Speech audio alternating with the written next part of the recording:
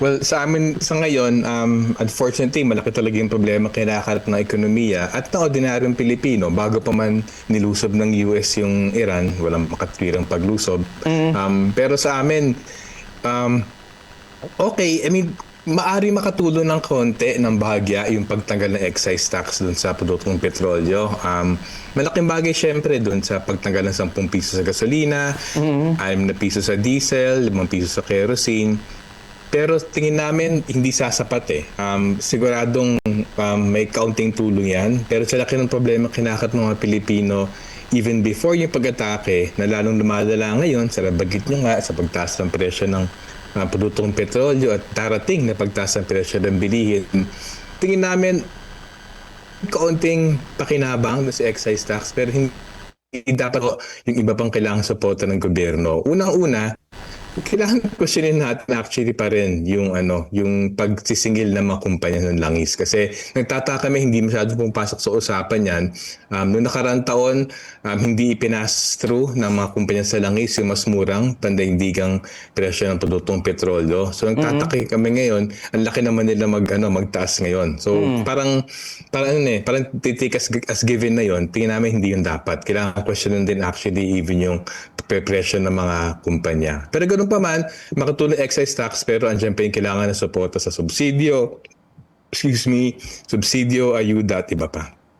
Sir Sunny, ano po bang mga karampatang dapat gawin po para po kahit papaano ay makatulong po sa pong mga kababayan po ngayon? Dahil sabi nga po natin, lalo na po kapag tatagal po yung pong gera at kapag tatagal, sabi nila hanggang end of March or April, ito naman pong supply po natin ng oil dito po sa bansang Pilipinas po, Sir Sunny.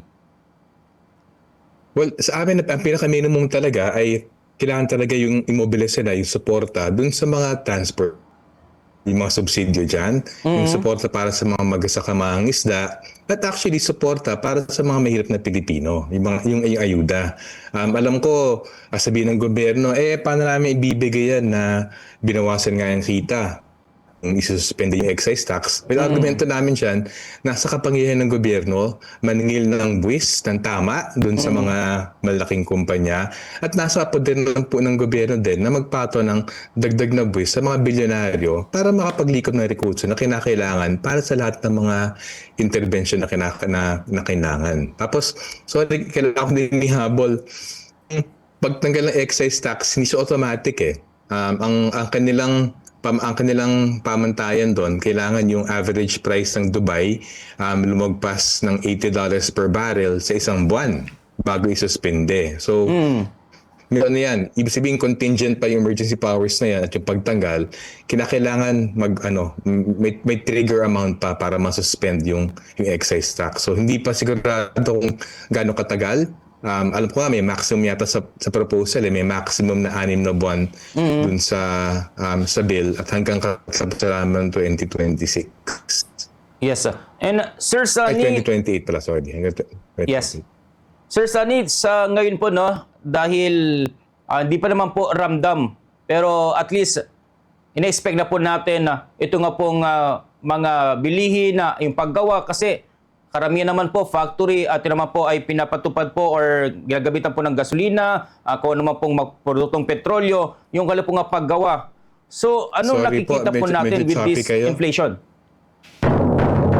Okay mga kabombo, nawala po tayo sa communication line kay Sir Sunny Africa, ang ating pong Executive Director po ng Ibon Foundation. Pero nagbabalik po mga kabombo at para malaman po natin, kasi sa ating pong mga sa atin bilang manggagawa, sa ating pong mga pangkaraniwang mamamayan na ang susunod inflation kasi nga itong mga pagtaas ng presyo po ng gasolina, ng produktong petrolyo ay meron pong kasama po diyan na yung paggawa, yung kahit nga po sa mga magsaka po natin, modernized na, di ba? Mga machine, tataas Kaya kamustahin kayo ito? Sir, ina-expect po natin ito pong inflation pati ngayon po, Sir Sunny? Alam mo, sa totoo lang, sobrang hirap ikwenta at mag-project ng inflation. Yung gobyerno nga, sa lahat ng rekurso yan, namamali siya palagi sa kanyang inflation estimate. Pero sa amin, kung pagbabatayan natin yung nangyari nung nilusob ng Russia and Ukraine noong early 2022, Yes. noong panahon na yun, umabot ng $115 per barrel yung crudo. Sa loob ng 3 buwan, actually Pebrero din, nilusob ng Russia and Ukraine. Pagdating ng Hunyo, dumobling inflation ng Pilipinas from 3% naging 6%. Kung mangyari sa atin ngayon, di ibig sabihin yung ating 2.4% ngayon, maaaring umabot 4.5% sa kalagitnaan ng taon. Medyo lumalapan nung pandong 2022 kasi pagkatapos ng isang taon, yung inflation natin from 3% nung Pebrero, naging 6% nung about June, tapos naging halos 9% nung